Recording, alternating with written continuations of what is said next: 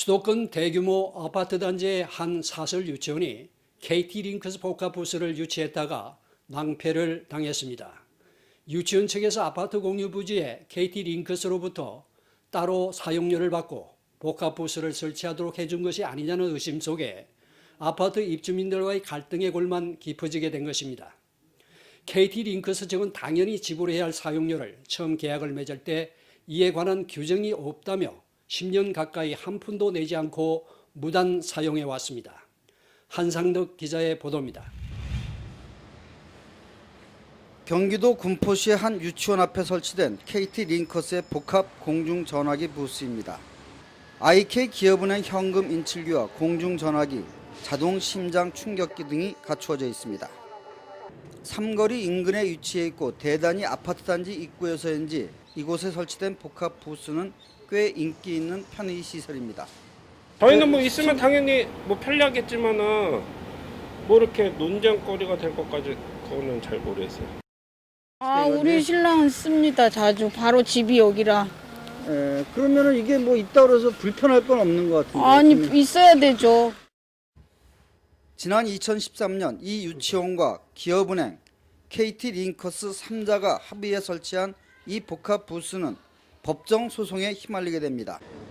아파트 입주자 대표회의에서 이 복합 부스가 설치된 곳이 아파트 공유 부지인데 유치원 측이 무단 점거의 용도 변경한 것이라며 철거를 요구한 것입니다.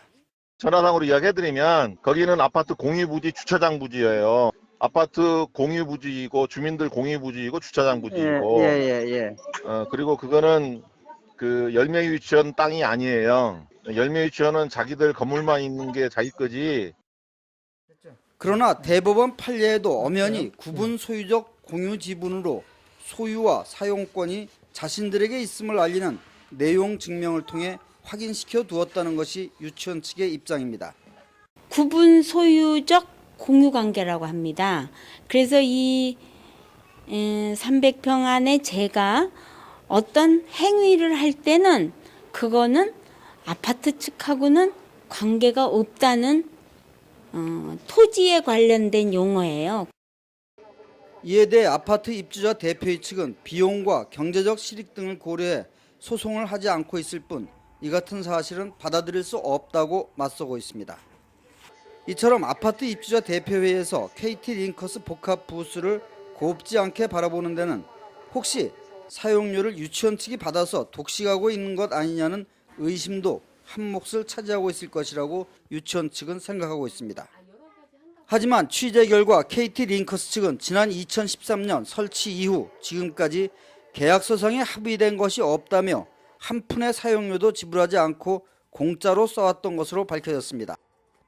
지난 6월에는 복합 부스의 위치를 변경하면서 기존의 단풍나무 이전 비용 30만 원에다 이제부터는 1년에 300만 원씩의 사용료를 지불하겠다고 구두로 약속했지만 이마저도 지키지 않고 있습니다.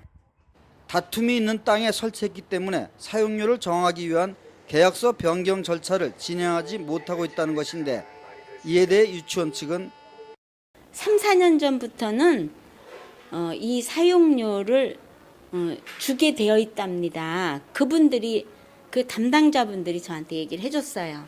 헌데 요 방송 나가고 이렇게 복잡한 일이 되고 나니까 일체의 연락이 없고 또 복합 부스기 설치 이후 설치 기기의 파손, 분실과 기타 민원 발생 시 모든 책임을 도맡아 지겠다고 했지만 유치원과 이웃 아파트 주민들과의 법정 투쟁까지 가는 감정 싸움에도 어떠한 도움도 주지 않았다는 것이 유치원 측의 불만입니다.